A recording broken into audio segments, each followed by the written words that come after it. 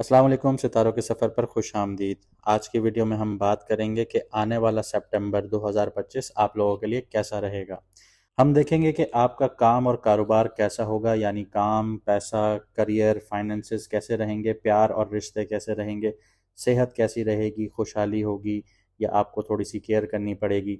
फिर in total हम देखेंगे कि आपकी अपॉर्चुनिटीज़ कहाँ कहाँ पे हैं, चैलेंजेस कहाँ कहाँ पे हैं, कौन सी चीज़ें आप अवॉइड करेंगे या कौन सी चीज़ें आप नहीं करेंगे तो आप कामयाब होंगे, कहाँ पे आपको अपॉर्चुनिटीज़ मिल जाएंगी। तो आपको ये सारी चीज़ें बताएंगे, साथ ही साथ आपको रेमेडीज़ भी बताएंगे कि कौन सी रेमेडीज़ करने से आपको ज़्यादा फ़ायदा हासिल होगा। लेकिन उससे पहले जिन लोगों को अपना मून साइन नहीं पता वो कमेंट सेक्शन में अपनी ओरिजिनल डेट ऑफ बर्थ लिखें, हम आपको आपका मून साइन बता देंगे। एस्ट्रोलॉजी में मून साइन की इम्पॉर्टेंस या अहमियत ऐसी ही है जैसे आप एक घने जंगल में हैं और मून साइन आपकी टॉर्च है। जब तक आपके पास टॉर्च नहीं होगी आपको रास्ता नहीं पता चलेगा कि आपने आगे जाना कहाँ है। Same as it is moon sign आपकी ज़िंदगी में काम करता है। जब तक आपको आपका मून साइन पता नहीं होगा और आप अपने मून साइन से रीडिंग नहीं देखेंगे, आपको नहीं समझ में आएगा आपने कहाँ जाना है। इसकी बहुत बड़ी मिसाल एक ये भी है कि आप पिछले कई अरसे से मंथली साइन को फॉलो कर रहे थे, लेकिन आज तक आपकी ज़िंदगी में वो टाइम नहीं आया जो दावे किए गए। आपने कई एस्ट्रोलॉजर्स की वीडियोस देखी होंगी जिनमें कहा गया होगा कि आने वाला टाइम इस बुर्ज के लिए, इस राशि के लिए बेहतरीन है, लेकिन वो आपको ज़ोडिएक साइन जो है वो मंथली वाइज बता रहे होते हैं।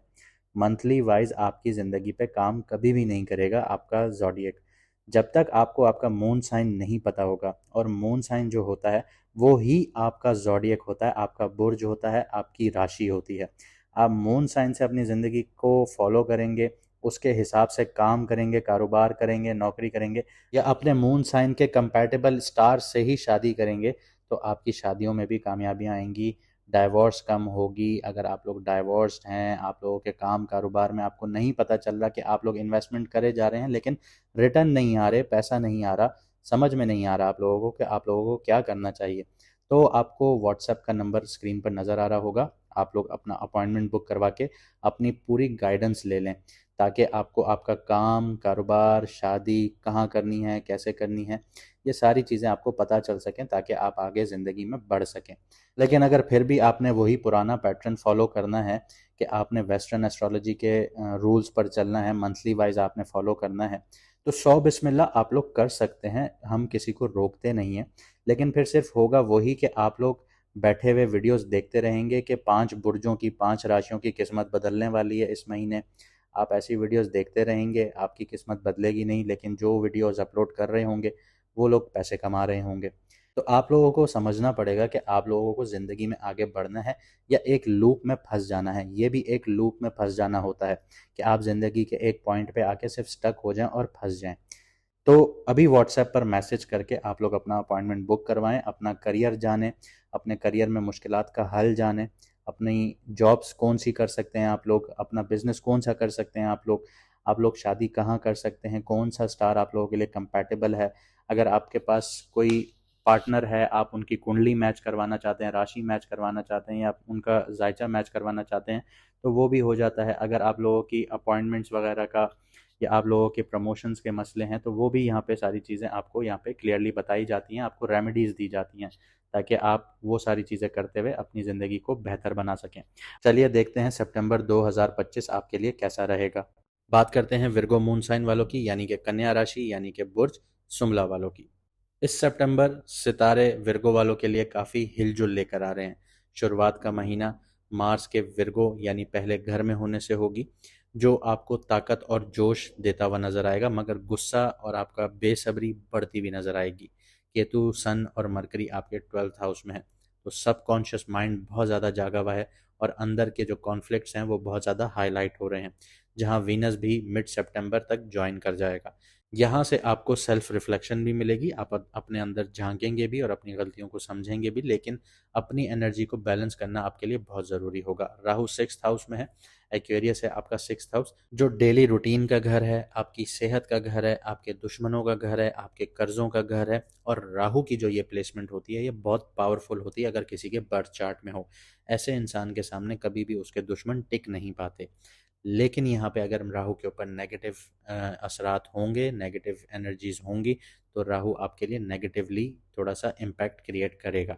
तो थोड़ा सा आपको कन्फ्यूजन और अनएक्सपेक्टेड चीज़ें देखने को मिल सकती हैं इस महीने। साथ ही सैटर्न रेट्रोग्रेड है 7th हाउस में, जो कि रेट्रोग्रेड होने की वजह से आपको 6th हाउस के भी असरात दे रहा है। जैसे मैंने आपको कहा कि राहु के ऊपर अगर नेगेटिव एनर्जीज होंगी तो वो मुश्किल क्रिएट करेगा।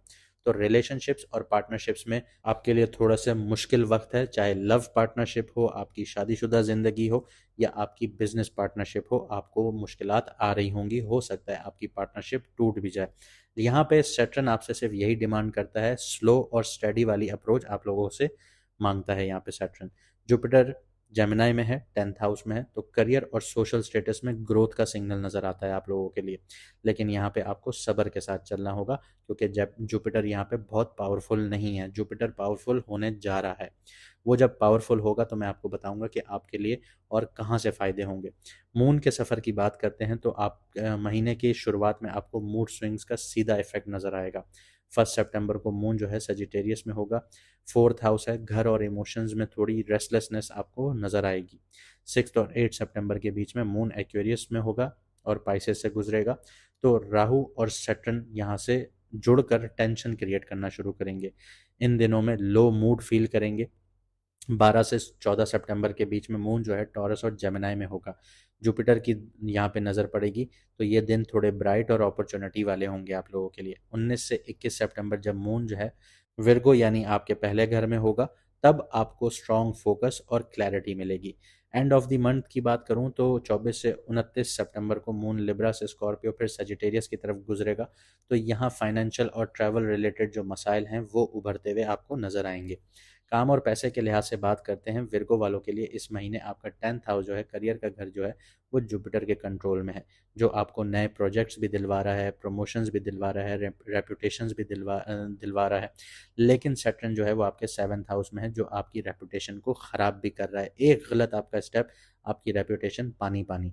लेकिन जुपिटर के साथ मरकरी सैटर्न की एस्पेक्ट जो है, यानी नजरात जो हैं, दृष्टियां जो हैं, वो चल रही हैं।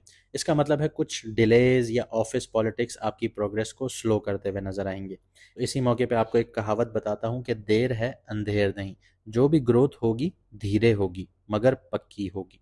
2nd हाउस और 11th हाउस फाइनेंशियल गेन्स और पैसे के घर हैं और वीनस की वजह से स्ट्रांग होते हुए नजर आते हैं। तो आपको मिड सितंबर तक जब वीनस कैंसर में आएगा तो आपकी दोस्तों, आपके नेटवर्क्स के थ्रू आपको फाइनेंशियल फ़ायदा हासिल होगा। 14 सितंबर के बाद जब वीनस 12th हाउस में चला जाएगा तो बाहर से जो लिंक्स हैं, फॉरेन लिंक्स हैं या ऑनलाइन काम आप लोग करते हैं, वहाँ से पैसा हासिल होगा, मगर खर्चे भी वैसे ही बढ़ेंगे आप लोगों के। मार्च 2nd हाउस यानी लिब्रा में है मिड मंथ के बाद, तो यहाँ पे आपको फाइनेंशियल जो है वो बहुत इम्पल्सिव खर्चे आपको देखने को मिल सकते हैं। आर्ग्यूमेंट्स हो सकती हैं फैमिली के साथ, हो सकता है यहाँ पे आप अपने घर वालों के साथ लड़ भी पड़ें, आपकी तल्ख कलामी भी हो जाए, आपकी किसी फैमिली मेम्बर के साथ लड़ाई झगड़े भी हो जाए। तो आपको सोच समझ कर चलना होगा, इसलिए आप लोगों को चाहिए कि आप लोग प्लानिंग के साथ बढ़ें।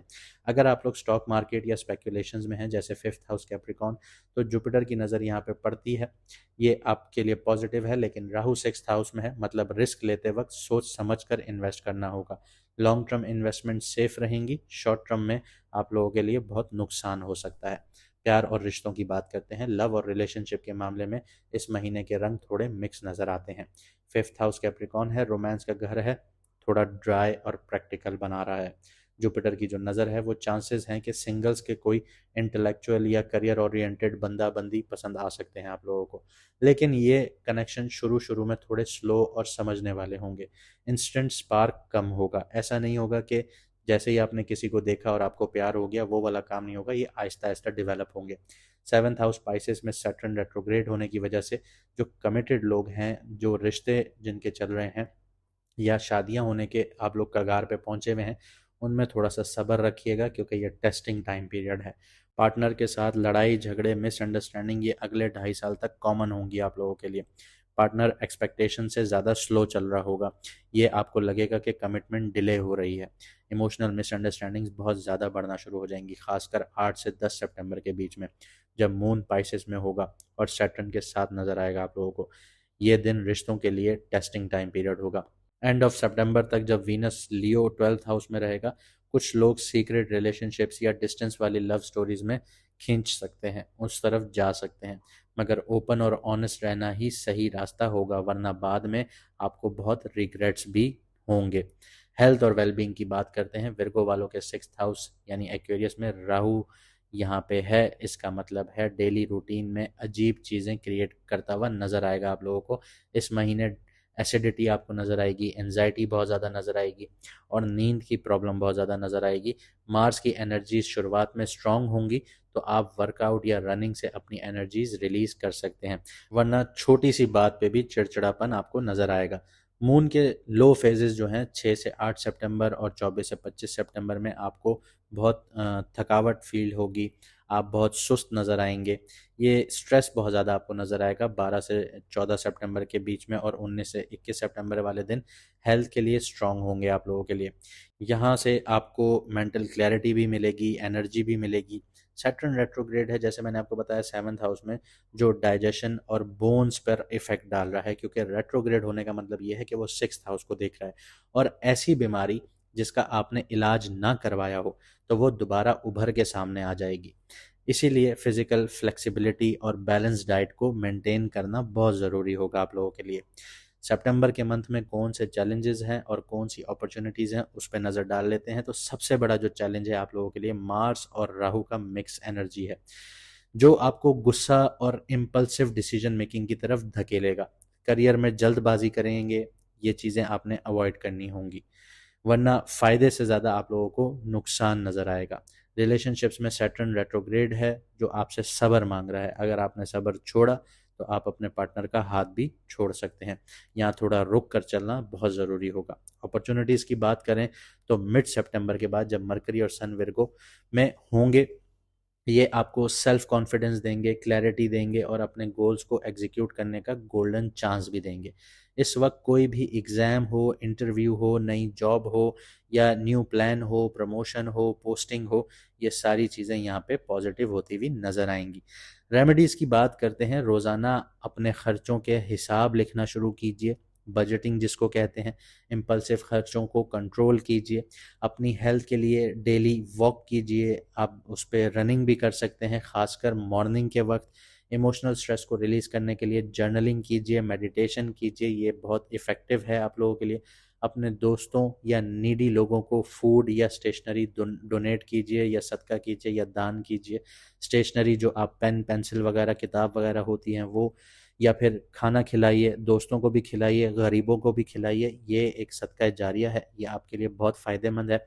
जब आप गरीबों को खाना खिलाते हैं तो ऊपर वाले का जो निज़ाम है वो आपके लिए नरमियाँ पैदा करता है।